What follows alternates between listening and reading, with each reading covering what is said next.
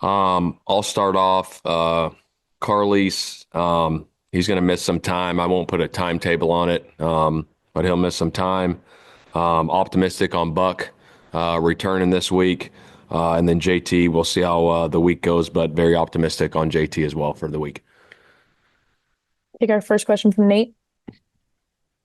Hey Shane, just with all the blitzes that the Dolphins ran yesterday, was that something you guys were anticipating coming into it and just didn't handle well, or did they surprise you with some of those? How did that play out to where they were able to run as many as they did? Yeah, they did some good things. Look, they're coming off a bye week, and so we saw one unscouted look that they brought that they got us on, but I think Anthony did a hell of a job, not taking the sacks. I think that kind of goes unnoticed a lot of times. He's in the backfield and Ramsey's all over him and spinning out of it and making a play to have to throw it away or getting out of the pocket. But yeah, they did a good job with their pressure package. But I thought our guys, overall handled some things pretty well on the fly and adjusted on the sideline.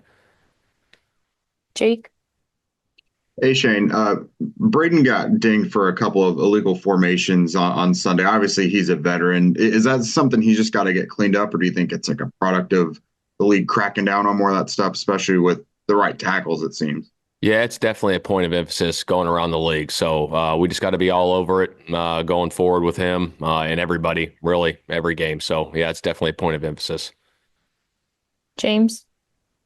Shane, what do you think Tyler's just shown, or how has he grown? I mean, he was a guy who stood before us last year and had to kind of feel the weight of the season, and then now he's telling us he enjoyed getting in the end zone and wants to get in there a little bit more. Yeah, no, it's exciting to see a guy grow. He works at it really hard. He practices really hard. And so to get, his opportunity these last couple weeks have been really good to see. And for him to get his first touchdown, career touchdown, getting in the end zone was huge. And he ran hard, obviously had some big runs in that game. But he's finishing runs and he's hitting the holes really well. So it's really exciting to see for him.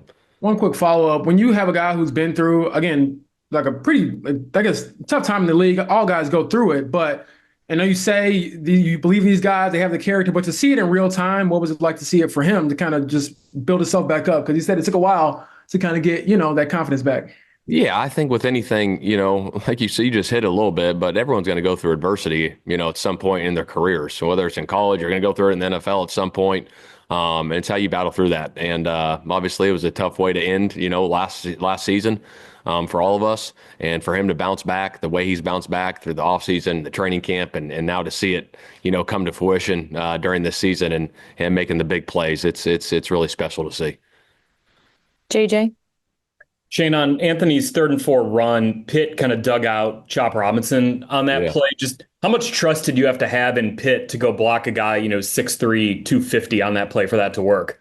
Yeah, it was the block of the game. Jim Bob showed it in the offensive team meeting this morning, and it was a unique look because we motioned, the back out, and then he widened out, and I was like, we are on the side. I'm like, this ain't going to be good. And then all of a sudden, he came back into his spot that he needed to be at, somewhat needed to be at, and then Pitt got him pinned to get around the edge. I mean, it was a big time play by Pitt to get that thing sealed, to get that 3rd and 4 for sure. Chap. Shane, with you're always preaching on preparation and process and all that. These one score games that you guys have had all year, even last year, what can you point to anything? Lack of penalties? I mean, the turnovers are probably higher than what has led to this? Yeah, I think that's a big part of it, Chap. I think you just hit it. I want to say you guys can look the stat up. I think though that we are number one in the league in least amount of penalties, yardage. But I think that's a big part of it is winning the turnover battle and eliminating penalties. Because, like I said, a lot of these games in this league are lost, not won by mistakes, and you want to play smart football. And I think that's part of it. You got to preach that, but you got to go do it, and you got to be disciplined. And it happens on the practice field. You got to correct it on the practice field, whether you're moving the ball up or moving the ball back on an offsides or a false start, and making sure guys are all over it and play penalty free. But I think that I think that's a big part of it. And I think finding ways to finish and really, having that relentless pursuit at the end of games to finish those games. And do you finish every single one of them? No, you don't. But you try like crazy to. And our guys are resilient right now and finding ways. And we know we got a big one coming up this week on the road against Houston. And we got to find a way for sure. Also, we talked to Matt Gay earlier, and I guess in his close games, you've got to have unwavering confidence in your kicker. And I realize kicking can kind of be week to week, but do you have that in him? Yeah, absolutely. I mean, he's a guy that's been doing it for a while, and he made some big time kicks for us. That one before half, obviously the 52-yarder right there to get 3 points was huge. I mean, it was a great operation by our offense there. Getting the big chunk play that we needed with the timeout and then running the ball to get in better field position there. You work on those situations in practice over and over again. So when they come up, our guys are ready for them. And our guys operated that situation. And then Matt, finishing off right there to get the 3 points was big. And then obviously the last two field goals there in the fourth quarter were big to get the win 16-10. Thanks, Coach. Kevin? Shane, what example can Grant Stewart be for your football team? He can be an example for the entire NFL. I'll tell you what, the guy is relentless. The way he goes about his business, the way he practices is like nothing I've ever seen. Everything's 100 miles an hour, and he finishes on every drill. And to go out and have the performance that he did on defense, 18 tackles, and then I want to say he had 23 reps on special teams, might have been more. But the guy just works, and there's no secret to success when you work as hard as a guy like he does. It's going to come to fruition at some point, and so you get your opportunity to go in and go make plays, and that's what he did. I mean, he was flying around the field all day. He was a player of the game for us on defense. It's very special to see, his story and everything that's happened to him in his life, and the way he played in that game and getting his opportunity was special. And then just to clarify, with Buck and Taylor returning to practice, and then just got to see how the week plays out for the game. Yeah, we'll see. Yep. Joel? You guys forced Miami to take the timeout. We've seen you, do that before.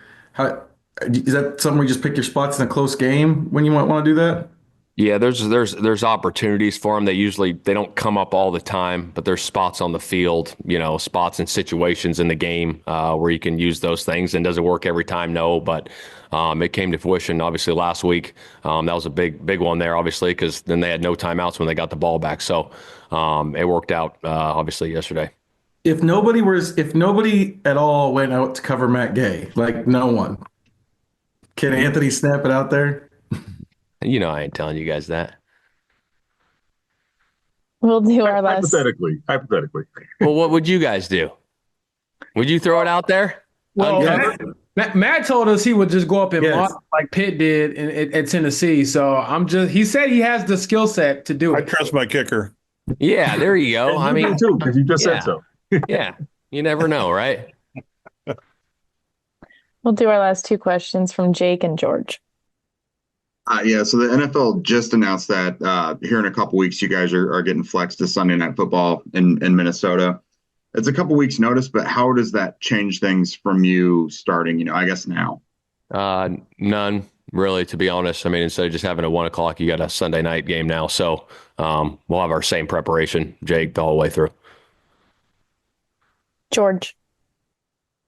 Shane, going back to a sack avoidance, there was a free rusher on one of those plays. It looked like he hit Anthony from behind, and he's able to just kind of shrug that off. I mean, how unique of a situation is that, and what allows him to make a play like that? Yeah, I think it's his strength and his size, to get out of those tough situations. And like I said, it was huge. You got out of a few of them yesterday, to avoid some very bad plays. So credit to him and his ability to get out of those things and avoid those situations. Great. Thanks, Coach. We appreciate your time. All right, guys. See you Wednesday.